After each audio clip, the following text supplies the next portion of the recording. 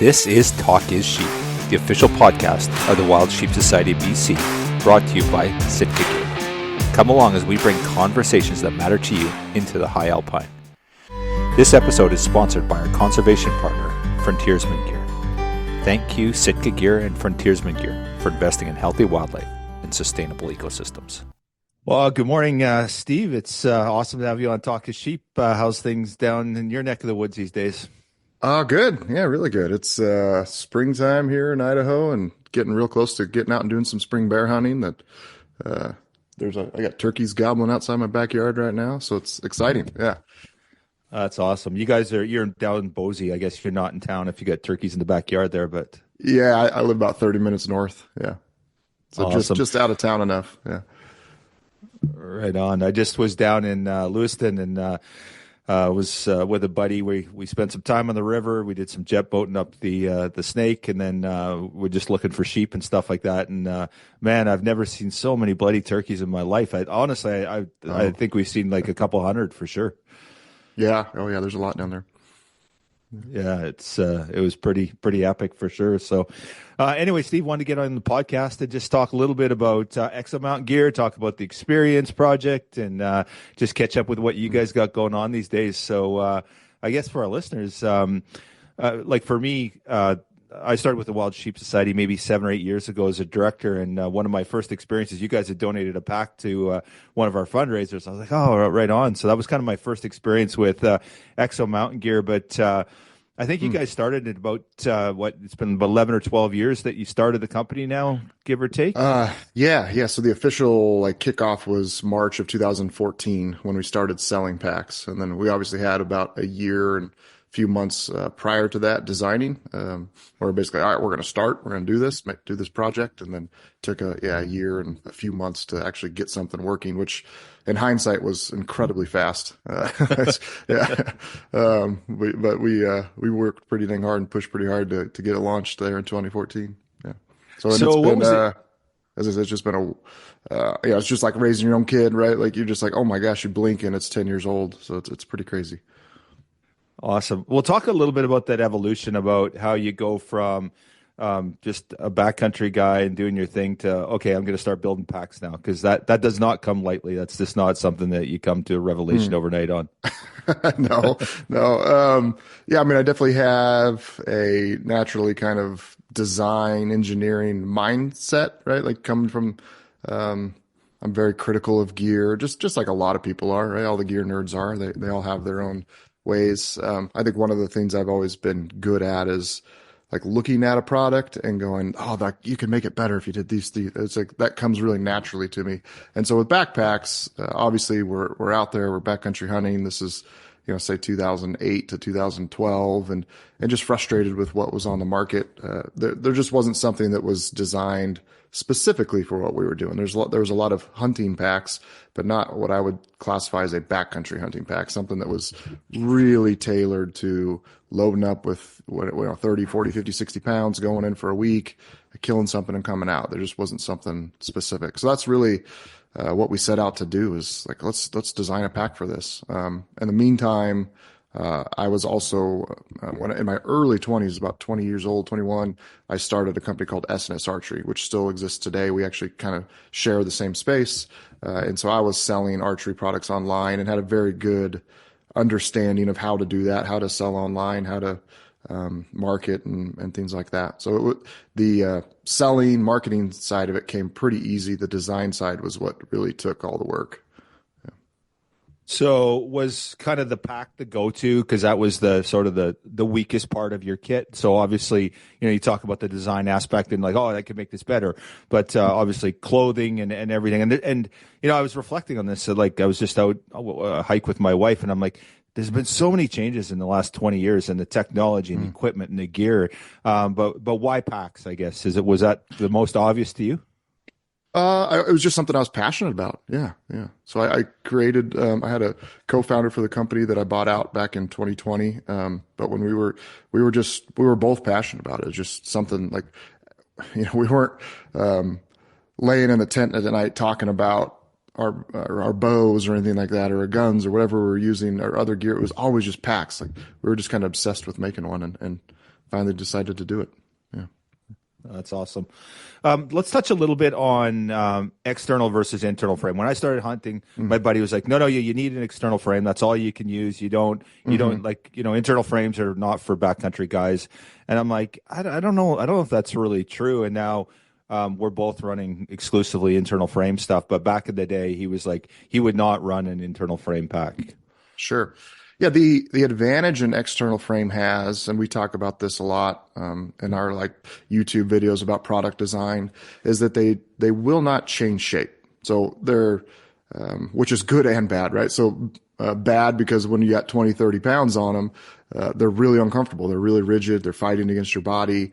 But when you load them up really heavy, that kind of balances back out to where it's nice that no matter what you strap to that frame, the actual frame itself is not changing shape. And that really meaning that doesn't translate into the harness and hip belt getting like tweaked and bent. There's and pack design, there's kind of a thing called barreling, right? So if you imagine if you have a backpack frame and you strap even a 5-gallon bucket to it and you tighten all the compression straps down, you do not want that backpack frame to take the shape of the bucket, right? Where the middle of the shoulder harness is poking into your back. You want the suspension to remain unchanged. So that is really one thing I say, and I've 1000% believe is like, designing a true dedicated backcountry hunting pack is by far and away the most difficult thing to design in a backpack. If all I had to do was design a pack to carry 140 pounds, super comfortable, easy. If all I was doing was like an REI pack to do 30 pounds, easy, right? Like, but we have to do kind of everything and also throw a lifetime warranty at it, it's quite the tall task. But that's why, so I go back to, we launched that first pack in about 14 months from the time we like got connected with the sew shop and started sewing prototypes. And then, fast forward 7-8 years, I spent over 3 years designing the latest iteration of the pack. And that was just through all the things I've learned along the way, a lot more experience, a lot more critical thought of design, as well as understanding like lifetime warranties and things like that. There's just, it's a very demanding application for a backpack. Yeah, that's one thing I've noticed in the industry was I won't point out any of the competitors, but there's been some products that go to market and they shouldn't have been there. They just weren't. There were so many weaknesses and just they look good. They were light, and everyone's they're going to be light, and we all know the crux with that, right? Yeah, maybe it weighs absolutely nothing, but then it falls apart on your first trip, right? So yeah, we are hypercritical of. Like I'm working on the future generation packs now, and it's something I've been working on for the last year and a half, ever since we launched K4. I haven't really. If you said you want to talk about the experience project, that was actually the first time I've hunted with a stock K4 since we launched it, because we were videoing it and using it for marketing purposes. But other than that, I'm running prototypes and testing, and we really we made a mistake back in 2019 when we launched our K3 packs. The year prior, we had switched. We had those original packs were titanium frames, and we had trouble sourcing it. It was really a big bottleneck for us in production. And I had found this super high end, more expensive than titanium aluminum that this company was making out of California. And we made a couple hundred frames and tested them and had no issues. And then when we launched, we started having them crack and break on us, and it was like a catastrophic. It ended up being a couple $100,000 mistake because we ended up proactively replacing every single frame. So I learned the lesson the hard way. Like we're never doing that again. So everything's going to be prototyped and R&D'd beyond expectations. Our some of the people we work with get frustrated with me because I'm like, oh great, you sent me this new product, it's awesome. Maybe in 2 years after I test it really thoroughly, will it actually see the market? Because we don't. There's just I'm building Exo to be around for 20 plus years, right? And the short term gains from here's our new lightweight shiny thing. Those easily can get outweighed by having mistakes where you have backpack issues, and then people they don't trust your brand and they move on. That's definitely something that we don't ever want to happen to us. Yeah, I think that's the key takeaway there is it's pretty easy to lose that consumer confidence really fast. And like you maybe get away with it once, but if you do it twice, you're cooked for Yeah. sure, right? It's Yeah. it's not good for business. Can you talk a little bit? You mentioned it there about the new aluminum out of California. Can you talk Hmm. about the evolution in products in pack design from your start, let's say back in 2012, 2013, when you were building Hmm. that first prototype to today? Like how much technology and how much advancements in product and material, and even and maybe even just general thinking pack design, how much has changed? Like if you think of that original pack that you built as to Sure. where you're at today. Um, I mean, overall pack design is evolving for sure. Just my own process of as I'm designing something, and again with my kind of expectations of like how it's got to be perfect when it hits market, I'll stumble across ideas like, oh man, if I just did this, but it's kind of like I write that down in a little notebook and save it for later, right? Because it's like so that's what I'm testing now, right? Like things that I stumbled on when I'm tweaking hip belts. I've built a extremely robust prototyping system where I do all the design at Exo and all the patterning. And so I'll like sometimes I'll be on a hike and have an idea, and I can literally get to the office, draw the pattern up, email it to our sew shop, and then the next day be hiking with that prototype. It's really quite remarkable how fast I can kind of like chew through ideas. So design wise, I mean, I really feel like certainly as the industry as a whole, it's evolving.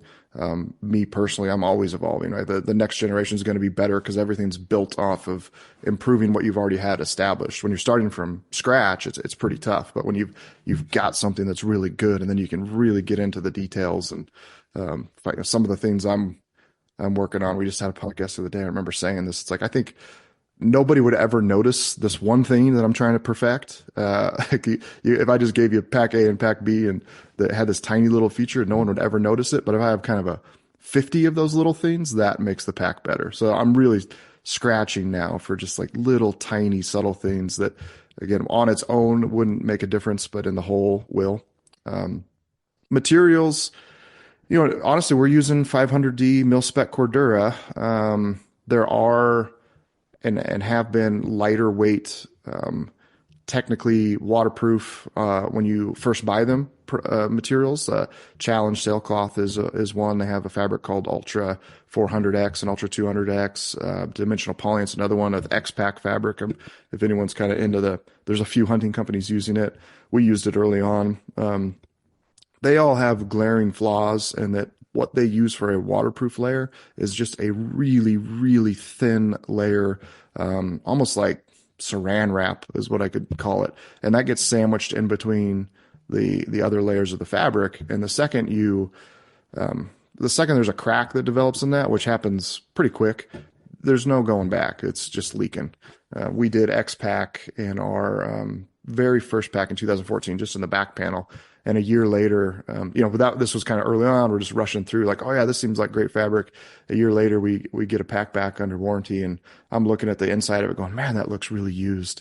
And I put water on it, and it's just like running through the fabric. It just absolutely leaks.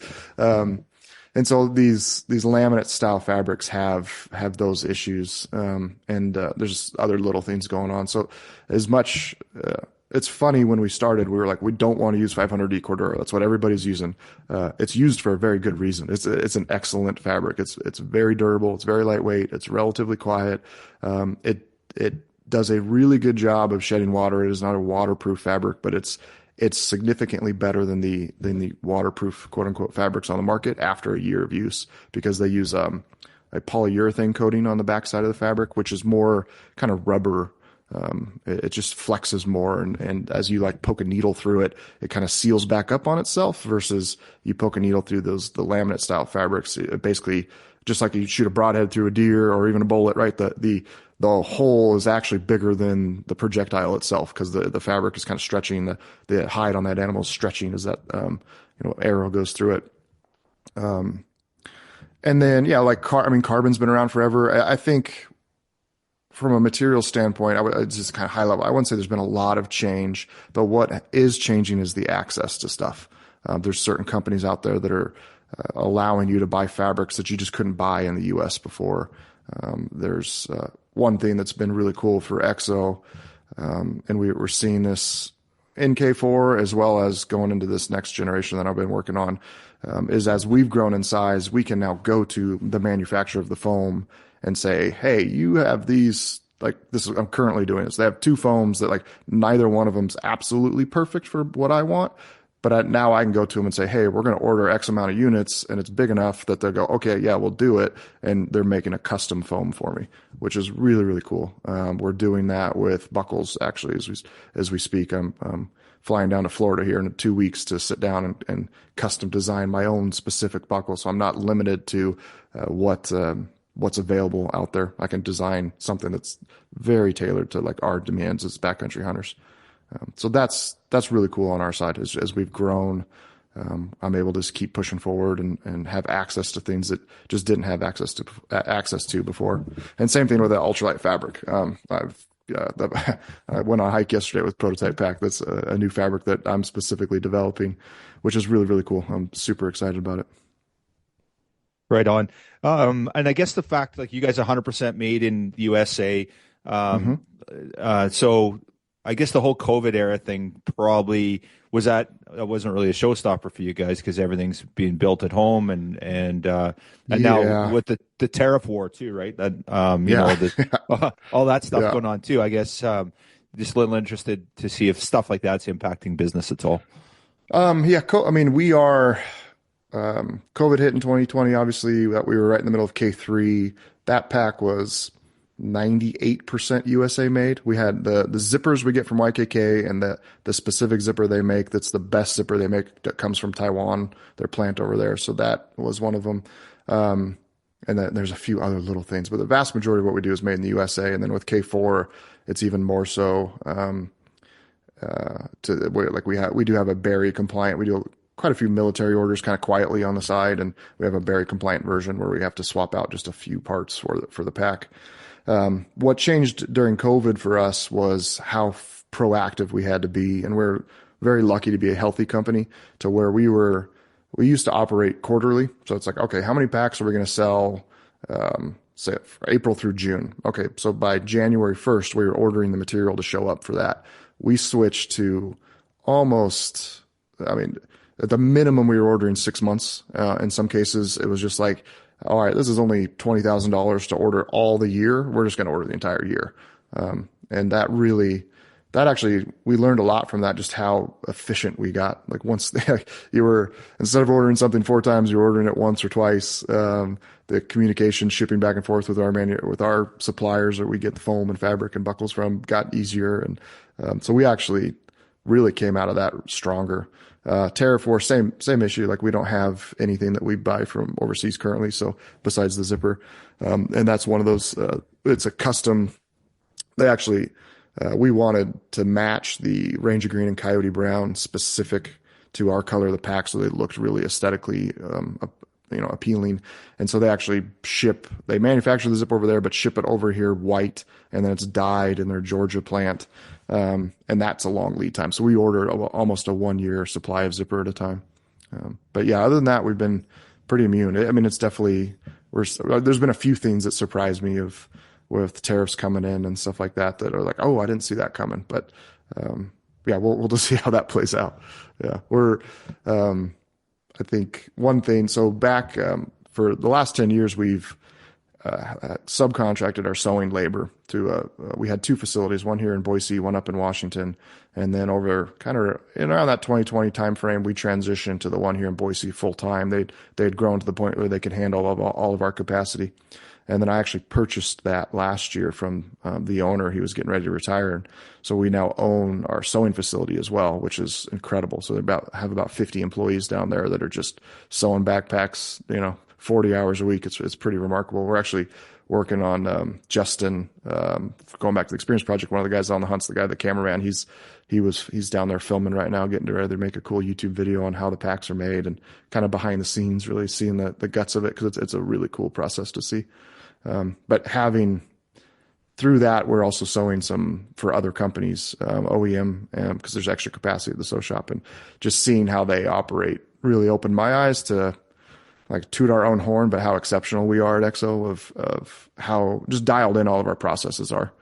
We're really, really So we're working on things 6 to 12 months in advance, where a lot of companies are just shooting from the hip. Like they like, oh crap, we ran out of something. We need it as fast as possible. You know, it just creates all these headaches and creates manufacturing issues. Like sometimes the right material isn't available, so they substitute the material. And then, you know, at the end, the end consumer suffers from that because sometimes it could be defective or not quite to the standard that they wanted.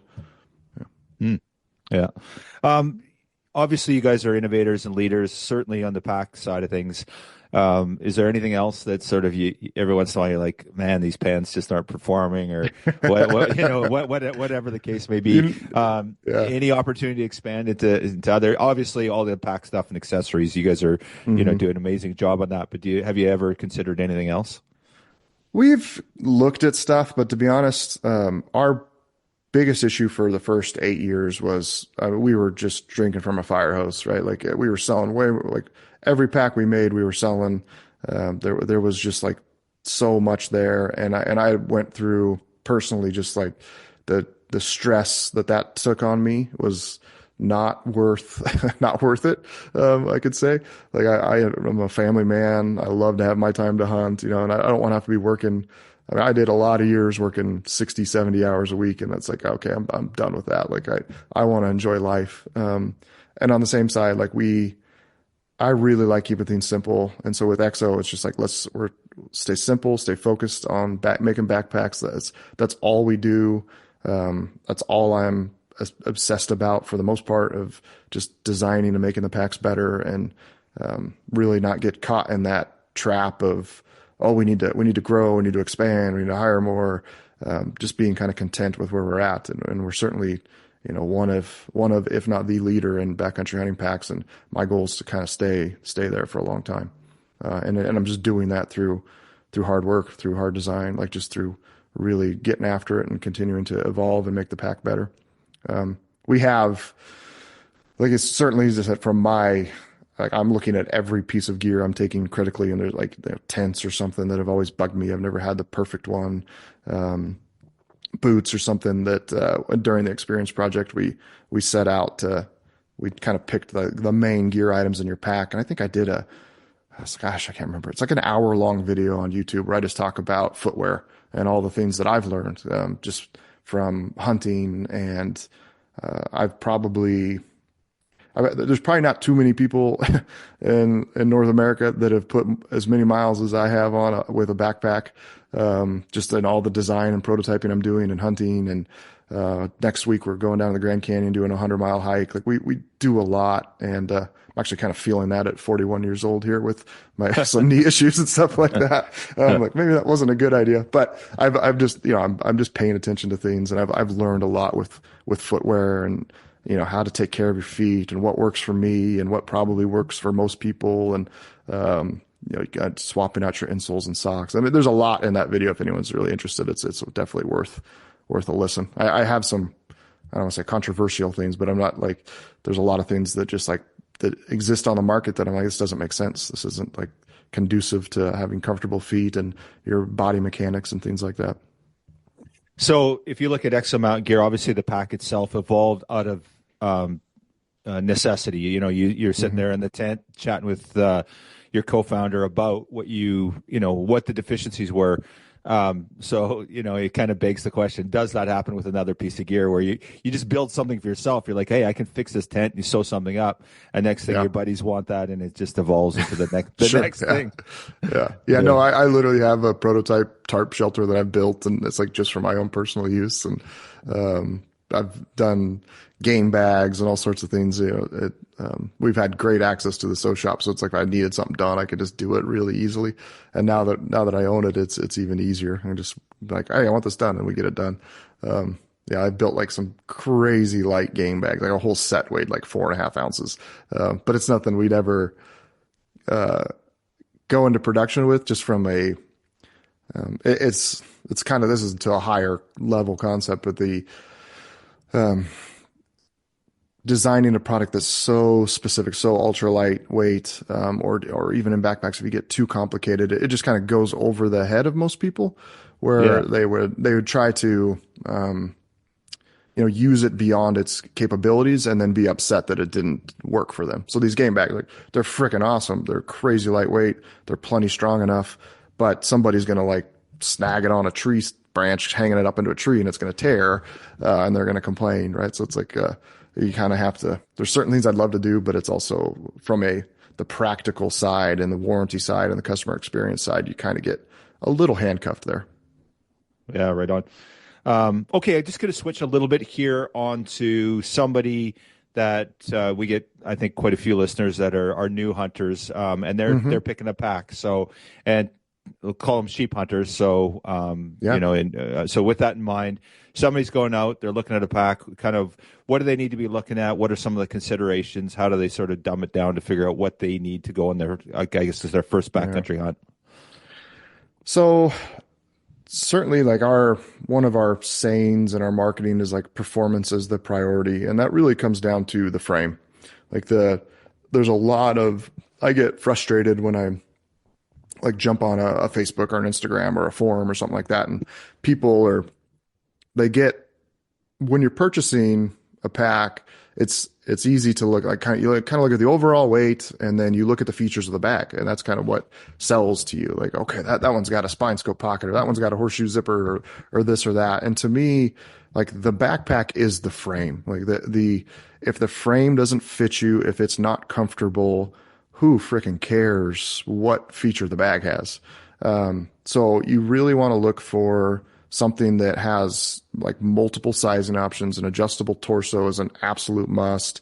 Multiple hip belts, at least a small, medium, and large. We went, in K4 went to 5 hip belt sizes. So we're like extra small through extra large. And because getting the hip belt carries 80% of the weight, right? So getting the hip belt absolutely to fit perfect is critical. And then having that adjustable torso. And then when you go into the frame itself, in a backcountry hunting pack, you have to balance rigidity, so that it has stability and structure when you strap those heavy loads to it, that it's not deforming, it's not kind of collapsing on itself. But also it can't be so rigid that it's terribly uncomfortable to hunt with all day long. And that's certainly the tricky part in design. So just really pay attention to the frame, look at the options, look at the sizing, make sure you want to see ideally multiple frame heights. So something that'll come up often if you're new to it and you start looking into it is people talking about load lifters and functioning load lifters. And really that just means that there's structure. The frame extends 2 to 4 inches above the top of your shoulders when you're wearing the pack properly, that there's a piece of webbing that comes from the top of the frame to the top of the shoulder strap, and that's designed to stabilize the load and also kind of lift the load off the top of your shoulders.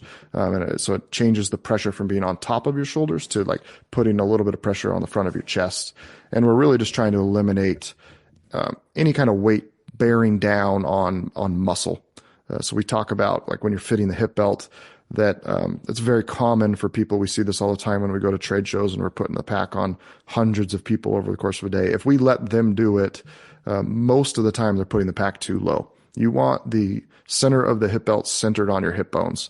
And that puts the buckle like kind of around your belly button, maybe a little bit below it. If you're wearing the pack down where you wear your pants, like if your belt buckle and your pack buckle are at the same spot, your pack's generally too low. I mean, there's some people with kind of differently shaped hips, but the vast majority of guys, that's not the case. So you really want to get that hip belt centered on the hip bones. And then as you snug that up, and the hip belt needs to be snug and or really tight depending on the load all of the time. You don't ever want to have a hip belt loose where the weight's hanging off of your shoulders. And so that hip belt centered on the hip bones, and you can imagine that all of the weight, if you've got a frame that's doing its job correctly, is transferring right into your skeletal structure, which is then bearing the load, and it's not on your muscles. So you don't have fatigue, you don't have hip flexor issues, you don't have shoulder and neck pain at the end of the day. That's a critical one. So a hip belt that fits right, and then a frame that is rigid enough to transfer that weight down into the hip belt. And then I go into the shoulder harness and adjustable torso so that you can kind of adjust the shoulder harness up and down on the frame to affect so that it's not putting too much pressure on your shoulders. And then that load lifter strap is the last thing you kind of snug up just to lift off the top.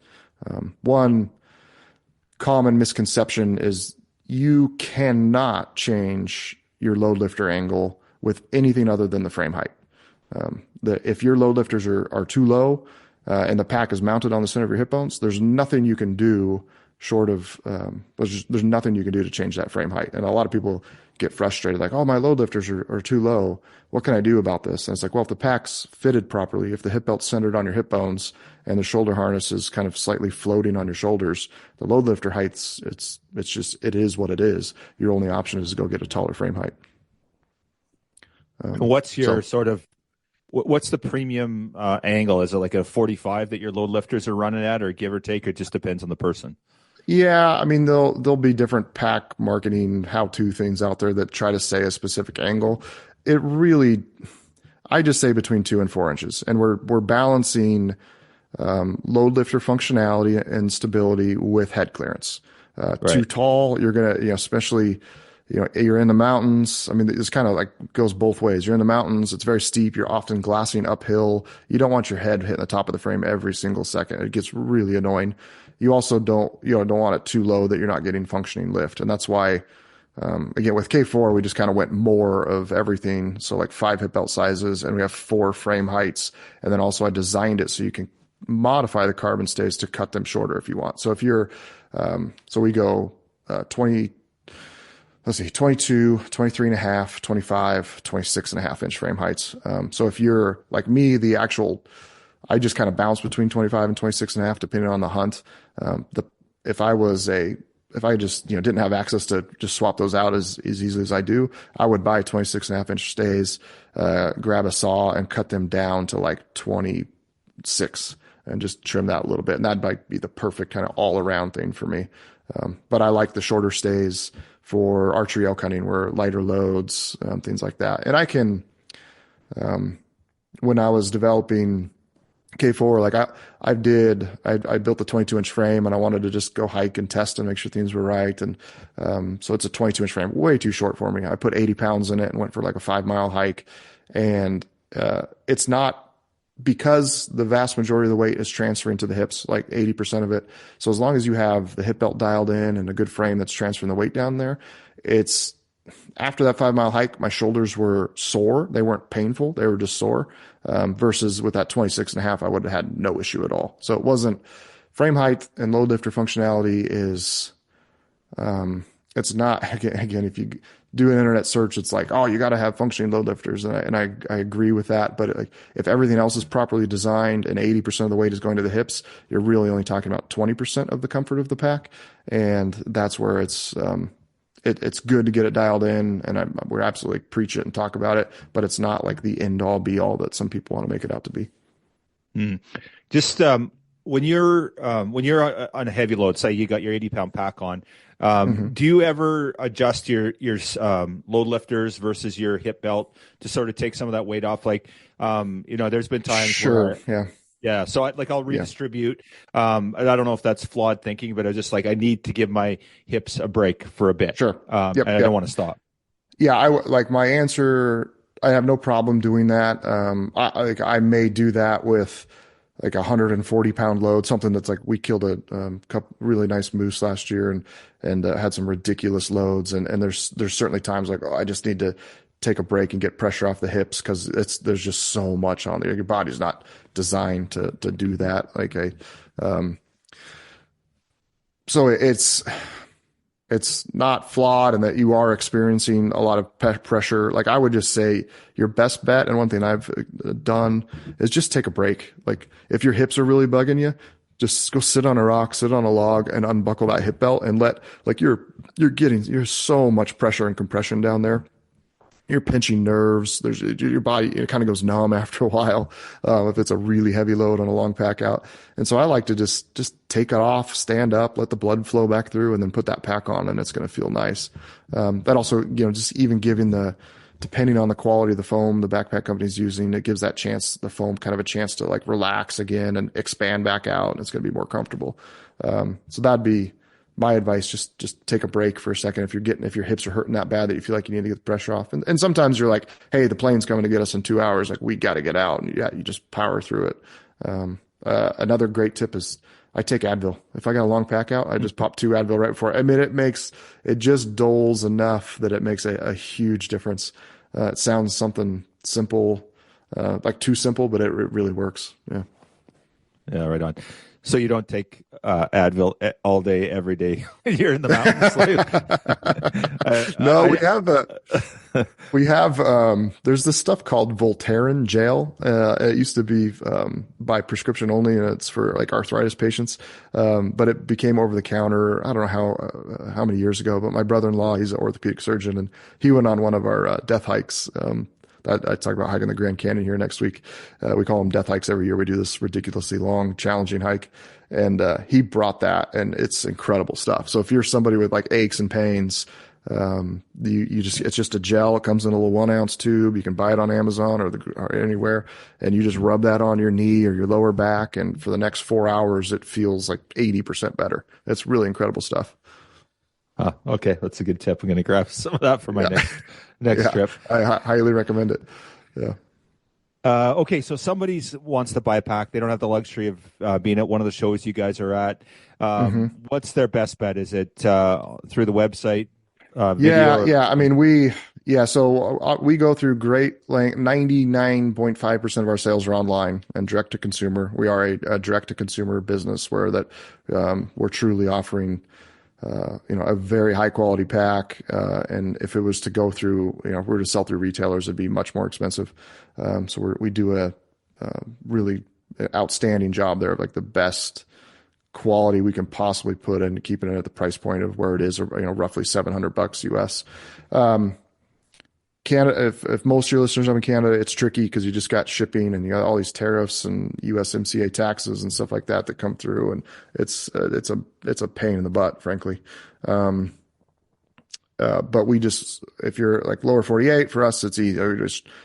We do a lot of videos and how-tos and information on how to get the right fit, and then you buy the pack, and we're small. I mean, there's 7 employees. We're a small company, and we're literally, it's all family.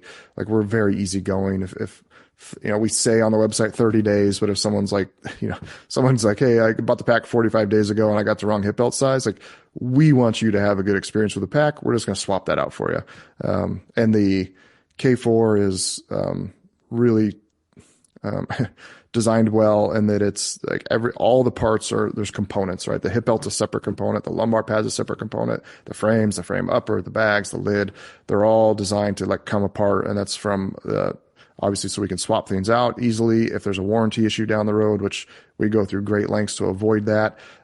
But for some reason you tear your lumbar pad, it's like a $10 part. We ship you a new lumbar pad. We make it really easy.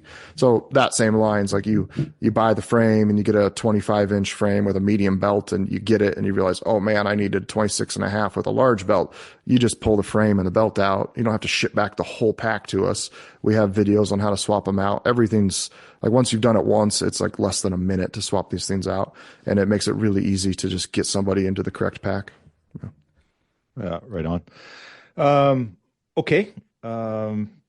Let's transition a little bit and talk a little bit about the Experience Project and how that came about, and sort of the motivation, and then kind of the end goal of it too. Sort of what are the motivations for that project? So going back to like my early 20s, I was talking about with SNS archery, and I was just passionate about like wanting to share, like just seeing and experiencing some amazing things out there in the backcountry, and I just wanted to share that from just a genuine, like, I just wanted to like show my girlfriend at the time, now wife, like, here, this is what I'm doing. And so we started videoing our hunts and did that for quite a few years. We had our production company called Pure Elevation Productions, and we made DVDs, and we did like full draw film tour shows and things like that. And I really enjoyed that from like a after the fact type thing. Like, it was really cool to see the final product and to go watch a 15-minute video on a hunt that we did. But the actual process of filming and all that stuff wasn't as much fun for me, right? It kind of took away from the hunt. And so I took a long break from it for a lot of, from probably 2014 to till last year, probably a 10-year break. Didn't film any hunts or just go take good photography and stuff like that. Last year we were Exo's gotten really, really dialed in. And I was talking to Mark, who is, again, we're a small company, so we kind of joke like, Mark, no one has a title.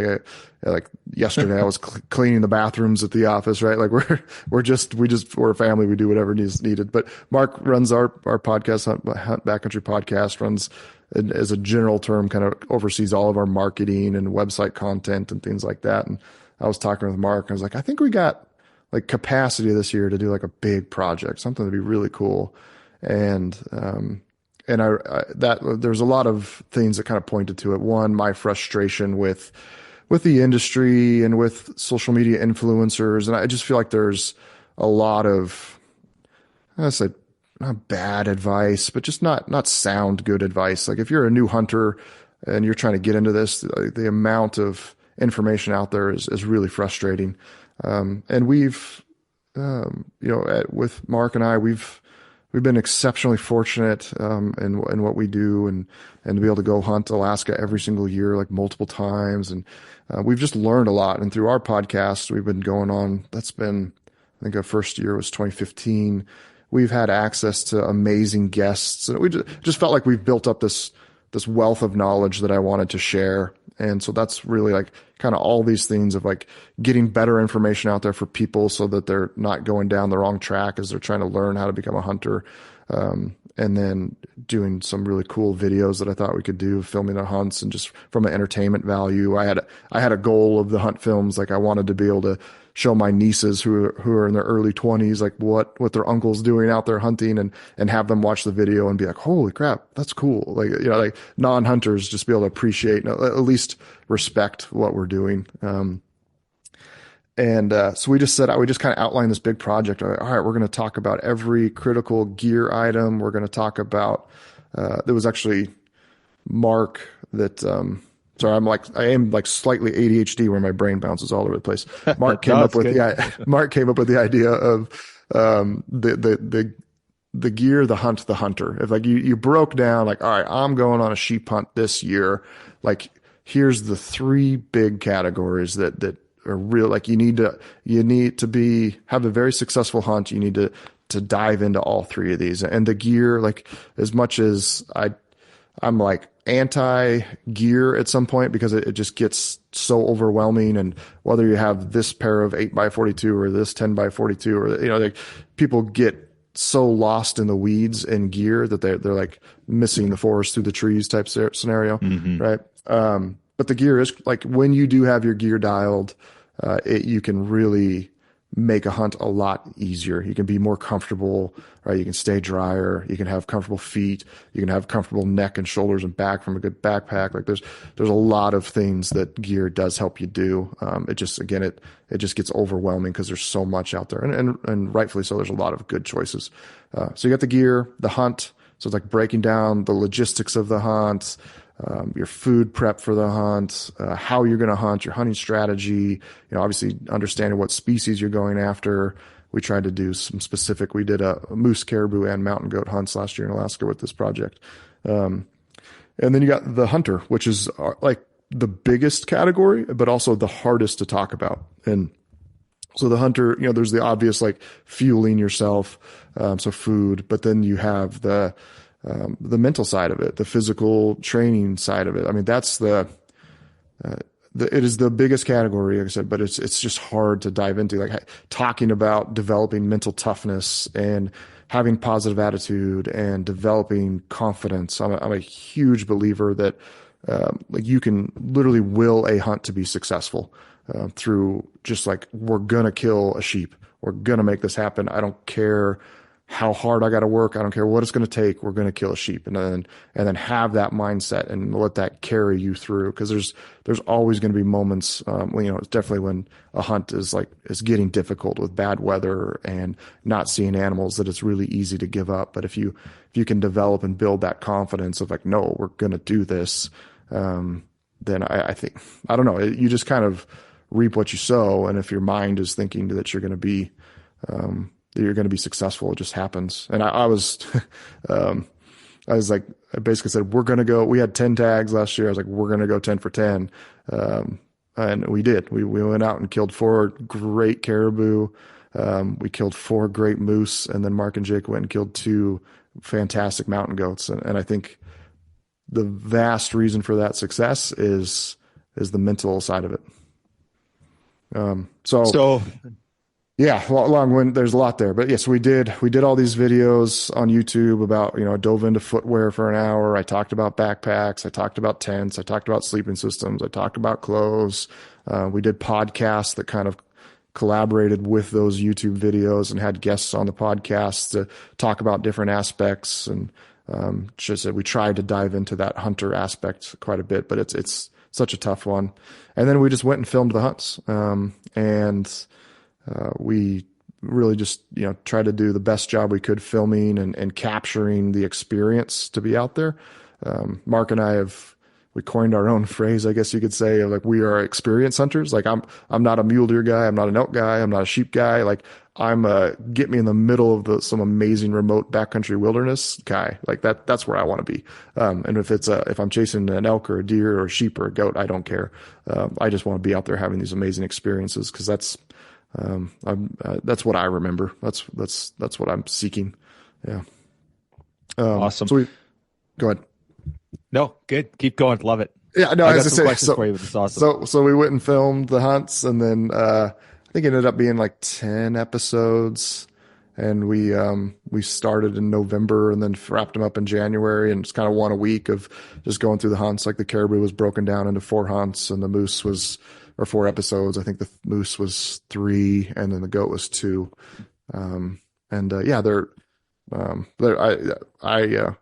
It was really cool for me to, we did this stuff, we put them out, and you got a lot of great feedback. And then we went to all our trade shows this spring, and the amount of people that came up and that just really enjoyed the videos, and really industry folks as well. It was quite surprising to me. It was cool. People just really, really enjoyed them and connected with them. And I had a goal of wanting to be very educational with them. So like in the hunt, stopping and explaining, like, here's what we're doing and here's why we're doing it. We kind of failed pretty, like what I wanted to achieve and what we did was like 10% of what was in my brain, but there's still some really good information in there. And they were just great hunts. We had some awesome, the caribou hunt was epic. We flew in, we had pack rafts, we had 30-mile float out of there. The moose hunt, we were, just surrounded by brown bears. I mean, it was every day you're seeing 20 to 100 bears and encounters at 5 yards and 10 yards, and bears sniffing the side of my tent in the middle of the night. I mean, it was a wild adventure. So for 25, is it back to Alaska again? And are you going to continue to share this? Is the Experience Project a multi-year thing that you're going to continue to build on, or was kind of a one-off? It was let's do 1 year and see how we execute it, see what the feedback is. I mean, it ended up being, I knew it was going to be a lot of work. It was a lot of work. I'm very optimistic. Like, we got this. Like, we'll work hard. We'll get it done. And it was like, man, okay, that was a lot. It was definitely like, obviously there's only so much time, as I was talking about earlier with Exo and why we're not doing lots of products. Like there's only so much time, and I want to balance life and family and things like that. And, but it was actually after the trade shows of all the feedback that we got, because I was kind of up in the air, like, it'd be nice just to go back and just hunt for myself for this year and not film and not do any of that. But after the feedback, it was incredibly positive. I was like, okay, we're going to do it. What the actual hunts are going to be this year, I don't know yet. We're working that out. We got some applications in. There'll probably be some lower 48 elk and deer. And then I think I want to go do an archery mountain goat hunt, in like mid to late October, which will be kind of fun. So we'll see. It's just kind of up in the air right now. Awesome. Okay, I got to ask, because it is Talk is Sheep. So sheep hunting. So I think you got a ram in the Frank Church, I think, years ago, yep. And then I think you did your Dall in Alaska a couple of years ago as well. Yep. So, but you've been a lifelong hunter, right? So the sheep were like, okay, like you're an adventure guy, of course you're going to do that, but it's you're not focused on sheep, or you're very species non-specific, I guess. Correct. Yeah. I mean, I didn't catch the sheep bug, as some people would say, but the sheep adventure for sure, right? Like we did, so in 2020, one of my best friends, Tyler Boschma, he actually won a Dall Sheep tag at the Utah Hunt Expo. And we were just so excited for him. And I'm like, dude, I'm going to come and just tag along and help out. And that was kind of back in the mind, like plan. And we were trying to work it out with the outfitter. And then the outfitter had a cancellation hunt. And then I was able to go tag along as kind of a 2-for-1. I was the second hunter, but just go for really cheap where I did have the potential to kill a ram. And so we were up in the Alaska range and we flew in there, had awesome, I want to say like 15-mile hike in there, like up this river bottom and creek bottom. It was just beautiful country. You get in there where Tyler and I are both grinning ear to ear, like just some of the most scenic, beautiful stuff you could ever be in. And we ended up killing he shot a nice ram on, I think, day 1 of hunting. We got in there that morning, glassed him up high, able to make a stock, had to sit on him for quite a few hours, and he was able to shoot him. We packed him back to camp, and then the guide, the main outfitter was our guide, and then he had another guide with another client like 10 miles away, and the guide texted him on the inReach and said, "I quit." And we're sitting there like the Dwayne was the guy, is super nice guy, the outfitter. And, he's just in a tough spot. We got a sheep. We got, me still with the tag, but he's got this guide and a full paying client like 10 miles away. And we hunted for one day. And actually that day we covered some freaking country, and I had 2 rams that were just barely, one was probably legal, but too close to shoot. Another one we thought was legal. And then we got within 200 yards and he wasn't there. And, so we ended up, hiking out, which was, we packed out that sheep, Tyler's ram, which was odd. We did the whole 15 miles in Crocs, cause it was just for the first 7, you were waist deep in this little slot canyon. And it was just so much easier to walk right down the middle of this little glacier creek than it was to like fight the brush on the side. And then we got out to the main channel and just the river got big, 30, 40 yards across, but you'd hike 100 yards of bank and then cross the river and hike 400 yards and you just crossed so many times. We never got out of the Crocs. And ever since then we call Crocs like our all terrains, definitely if I'm going on a sheep hunt, I got Crocs. And then the outfitter went and flew and he had his Super Cub parked where our base camp was, and he went and got the client and the other guide, and then the guide quit and then the other client joined us. And so we were kind of in an awkward spot. We had us 2 hunters and we made it, we hunted for a couple hard days and didn't kill anything. So the next year, I drew my Frank Church sheep tag. So in 2014, I drew my Idaho mountain goat tag. That was kind of my number 1 list, and killed a really nice billy. And then ever since then, so 2015 until 2021, I'd been applying for a Frank Church sheep tag and finally drew it. And, that was quite the adventure. That was a super fun process for me. I got connected with some, say, old timers, but guys that killed their sheep in the 90s in there, and got to go have lunch with them and get to know them and hear their stories. And that's one of my fondest memories of getting connected with these guys. Mitch and Mike, specifically, 2 guys are just fantastic. And that was really cool. So I ended up doing, of course, I wanted to make the hunt as hard and adventurous as possible. And I'd been told of an area that was basically from where you could get from the river to the nearest road access of this area was 40 miles, and the sheep were right in the middle of it. And so I went on my first hunt by solo and hiked 20 miles into there, and ended up, I didn't see any sheep on that hunt, saw lots of sheep tracks, actually heard some rams banging heads in this gigantic canyon. I thought I'd never heard the sound before. And I thought somebody was shooting a 22 or something. I was just like, who the hell I'm 18 miles back here. There's no way somebody else is back here. I'm just shaking my head looking for other hunters. And then 30 minutes later, I realized, oh, that's freaking 2 rams. I never could find them. And I ended up, there was a spring on this mountain, and I remember getting over there and I got cliffed out, where I couldn't see over the edge down to the spring. And, the next day, it was a 4 or 5 day hunt, and the next I was like, okay, I had to pack out of there and get back to work, and so then I came back 2 weeks later with my buddy Tyler there that I was on another sheep hunt with, and he's from Montana, so we met in Challis, Idaho, and then flew in, and then basically said hiked into that same spot. So we ended up 20 miles, and we ended up on day 4 or 5, we finally got to where I could see back to where I was on that first trip. And we spotted a band of 4 rams, like literally right below that cliff I got cliffed out on. Like I was just above them on that first trip and I couldn't see it down into it. And, we did this unbelievable, they were like 4 or 5 miles away. And one of those that looked, I think we see them at like 1 o'clock in the afternoon. And like, there's no way we could get there tonight, but let's just start heading that direction. And we just hauled butt. We were both in great shape, and, had to drop down like 4,000 feet, climb up 3,000 feet, drop another 2,000 feet, and then hit this nasty bottom. And then the rams were like, not quite 2,000 feet above us, but just freaking steep. And we got to the bottom, and the winds were right. And there was like, I don't say an hour and a half left of light. And we're like, I think we can make this. And we just start hauling butt up this face. And, it was actually it was so steep. We're sleeping. We're going to like literally have to be in our bivy sacks and tie ourselves to some rocks if we don't shoot this ram, because we're not coming down this in the dark.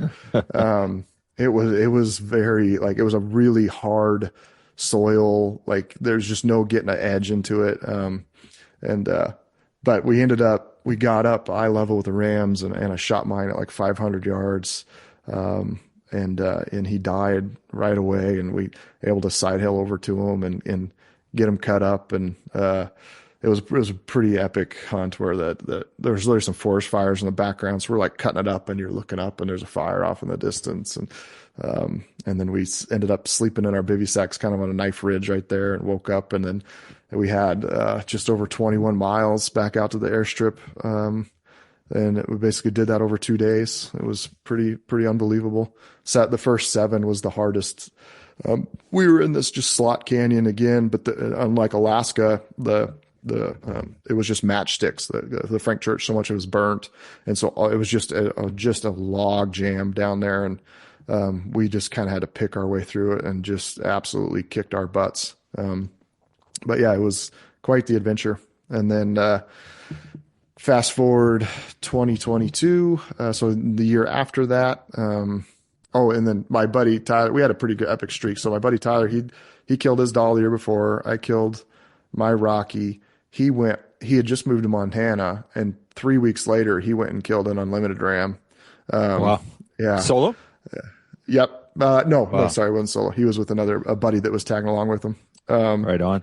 And then the next year after that, he actually, he was in the Air Force stationed up in Alaska, 10 years ago, and was able to get his guiding license. So we, incredibly fortunate, position. So the year later, because we had that crazy experience where the guide quit and the client joined us, Dwayne, the outfitter, he allowed me to go back for that same price I originally paid, which was very, very, cheap compared to certainly what you're paying now.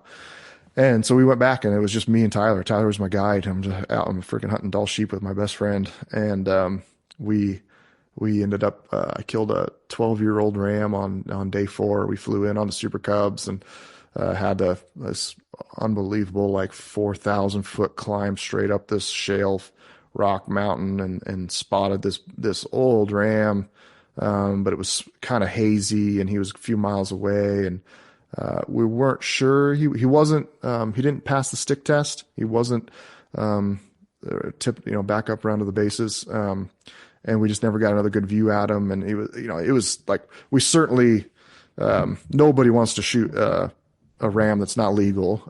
As being Tyler's first guiding trip, and me just being in the industry, that's the last thing I need, right? Is to make a mistake like that. So it was like, we were beyond cautious. Like a more, experienced sheep hunter would have been like, oh no, that's an old ram. We're going to go kill that sucker. But we elected to walk away from him. And cause there was another ram like way off in the distance, and we dropped down and went after that other ram, and he was a younger ram, probably legal, but we let him walk too. And then fast forward a couple days, we ended up kind of making this big loop and got back to where we had seen that ram. And we were able to like crawl over this kind of cliff edge and look, they were bedded down on this face and look at him at like 200 yards. And we knew he was old. You could just see, because we had seen him from another vantage point, like you could just see the belly sagging and the back dipped down and big Roman nose. And like he's not passing the visual horn tests, but he's definitely an old ram. He's older than 8. And we got in there and counted, and we're like, man, we're getting between 10 and 12 rings every time we count. This is a freaking old ram. And we finally, after like, he counted, he had me count, he counted again, he had me count again. And then he got back in the scope and was going to do one last thumbs up. And I'm like literally in the gun ready to go. And the winds, I think, were just kind of tumbling off the top of the ridge. And he jumped up and bounded out of there and took off. And then we found him the next day, a couple miles away, and I was able to sneak within, I can't remember what that shot was, 300 yards, something like that, and was able to shoot him. Yeah, just big old 12-year-old, double broomed, not heavily broomed, but just enough on both sides. Just a beautiful, beautiful ram. And then, yeah, again, another awesome, just pack out off that mountain back down to the river. And yeah, so between Tyler and I, we'd killed 2 bighorns and 2 Dalls in the span of 3 years. We had a pretty good stretch going there. So he's definitely got the sheep bug. And then, yeah, we've talked about going and I'll go on a limited hunt or something like that. And I just haven't been able to. Last year we were like, let's do it. And then we ended up doing the experience project and not being able to squeeze it in. So someday, yeah, if there's one, the Frank hunt is like, man, I would give just about anything to be able to go do that hunt again. I killed like a high 150s ram. He wasn't a monster by any means. But I would love to just go spend like 30 days just exploring through that country. It's actually really ugly, burnt, nasty country, but it's such a difficult challenge that like it's like you're needle in a haystack. And when you come out of that successful, that feeling is, man, you can't beat it. That's awesome. So obviously you're an adventure guy, death hike, sheep hunting, all these backcountry adventures. Sort of what's the bucket list hunt for you? So if you're like, no, I got to go do this, what's on do you got anything on your agenda or not necessarily? No, I don't. I maybe that's sad, but I don't. I've always wanted to kill like a Marco Polo sheep. I think that'd be really cool. I'm also just like practical. Like there's I don't care how much money I ever potentially make. Paying for that is so ridiculous. I mean, the cost of sheep tags is really unfortunate right now. It's just gotten completely ridiculous. And the outfitters, I mean, justifiably so, like people are willing to pay it. So of course they're going to charge it. I guess at some point that'll slow down or stop, but it's just insane.